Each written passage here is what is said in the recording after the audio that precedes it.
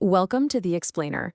Today, we're diving into a really powerful idea, one that was designed to heal a deep intellectual divide in modern Islamic thought. We're talking about the pioneering project of Dr. AbdulHamid AbuSulayman. Okay, so to really get what Abu Suleiman was trying to do, we first have to understand the huge problem he saw at the very heart of the modern Muslim world. He believed that before any real progress could be made, there was a fundamental crisis of the mind that had to be confronted head on. So he diagnosed this really fundamental crisis, one that he saw creating this deep split in education, in thought, and even in the personality of the modern Muslim.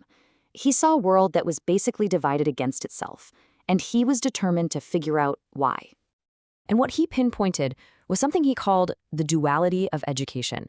You had this really damaging separation where traditional religious studies were totally cut off from modern secular sciences. It created these two parallel streams of knowledge that just never talked to each other. And that had some pretty profound consequences. And look, this wasn't just some abstract academic debate. Abu Suleiman argued that this split was leading directly to a crisis of the Muslim mind. It created a personality that was torn between faith and modern reality, and it left people unable to use their own intellectual tools to solve today's problems. The old ways of thinking, he argued, just weren't cutting it anymore. All right, so what's the fix? What was his solution? Well, he was convinced that any real reform had to start by fixing the very way we think about knowledge itself. It wasn't about picking one side over the other, but about building a completely new foundation from the ground up. And the absolute cornerstone, the foundation of his entire project, is this core Islamic principle of Tawheed, the oneness of God. Now, for Abu Suleiman, this wasn't just a spiritual idea. He saw it as the ultimate blueprint for an integrated system of knowledge, where everything, the material and the spiritual, is all part of one interconnected whole. And starting from that principle of oneness, his goal was to bring back what he called a holistic vision. The idea was to heal that intellectual split by bringing together divine sources of knowledge, like revelation, with human sources, like science and reason, into one single coherent worldview. Okay, but a grand vision is one thing. How do you actually turn that into a practical, hands-on methodology that people can use? It's one thing to have a great idea. It's another to make it work in the real world. While his solution was this really unique analytical approach for tackling real-world problems, it's built on the constant dynamic back and forth between three core pillars of understanding that are all deeply intertwined. And this is where it gets really interesting. Take a look at this framework. His vision was that the text, or divine revelation, gives us our moral and ethical compass. Reality, the observable universe, gives us the scientific facts. And then the human, using reason, acts as the bridge, studying reality but with the guidance of revelation. So in his view, they aren't in conflict at all. They're actually unified sources of truth. And it's so important to remember that the whole point of this powerful methodology wasn't just to sit in an ivory tower and theorize. For Abu Suleiman, the ultimate goal was super practical, achieving a deep, meaningful integration of knowledge that would actually benefit civilization.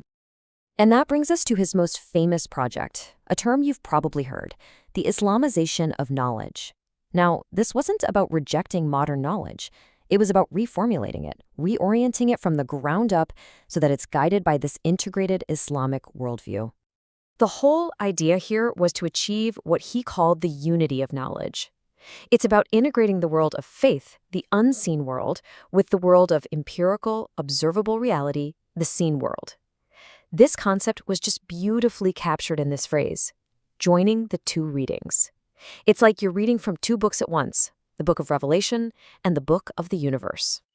And this slide really spells out the practical goal. I mean, think about it.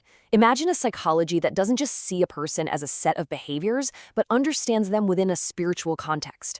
Or a sociology that doesn't just look at society, but analyzes it through the lens of core Islamic values like justice and stewardship.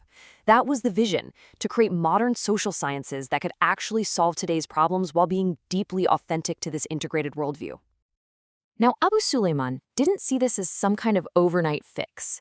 He saw it as a comprehensive reform process, something that would unfold across three distinct but deeply connected areas. His model for how this reform happens is just fascinating. It starts with the mind, just becoming aware that a change is even needed. From there, it moves to the heart, where you foster the will and activate those core values. And then finally, it expands outward into a complete civilizational vision for all of society. And what's absolutely crucial to get here is that these 3 circles aren't like a step-by-step to-do list. They're a living, breathing, interconnected system. The whole thing is a balancing act, taking these timeless principles from the text and applying them with wisdom to the real world, to the specific person, the place, and the time.